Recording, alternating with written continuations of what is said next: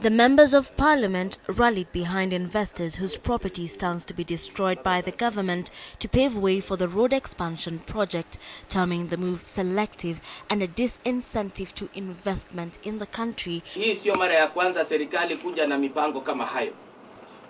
Itakumbukwa kwamba kwa mwaka wa 2003 ni kwamba serikali vile vile ilikuja na mipango kama hiyo. Kukakuwepo na ubomoaji wa vyumba vya kifahari. Nia sababu ilikuwa ni kwa upanuzi wa barabara. Ukifika pale mpaka kwa sasa imekuwa pori na imekuwa hifadhi ya majambazi.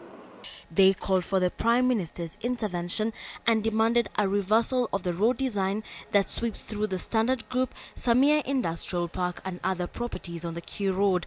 The MPs expressed concerns that should the expansion project continue, it would end up affecting other crucial buildings. We should freeze any further development in Nairobi and maybe come up with another 3,000 acres away from Nairobi and build, have another city coming up there. They were the same thing they have done in Joburg.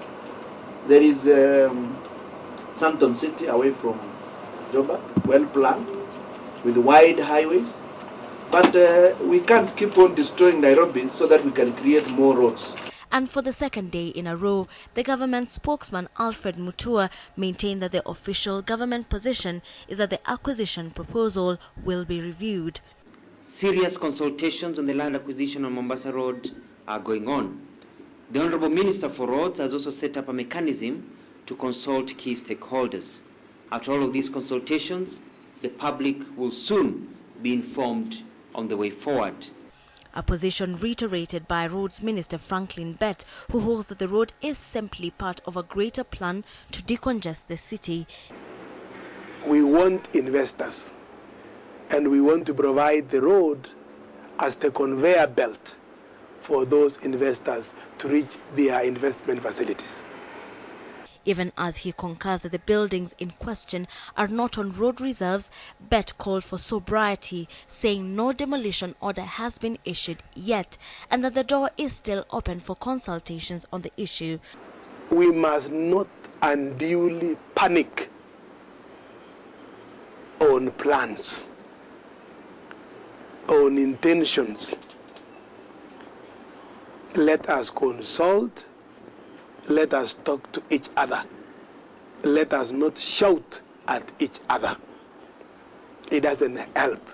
Local Government Minister Musalia Mudavadi said an urgent meeting will be convened between all the line ministries and the stakeholders next week to discuss the issue. We have had some very quick internal consultations, and I believe that these consultations are going to proceed even more in the course of next week between the developers around the affected area on Mombasa Road, with both the Ministry of Roads and the Ministry of Lands. The stakeholders hope to use the meeting to convince the government not to pull down properties along Mombasa Road. Wilkis Anyabwa, KTN Newsnight.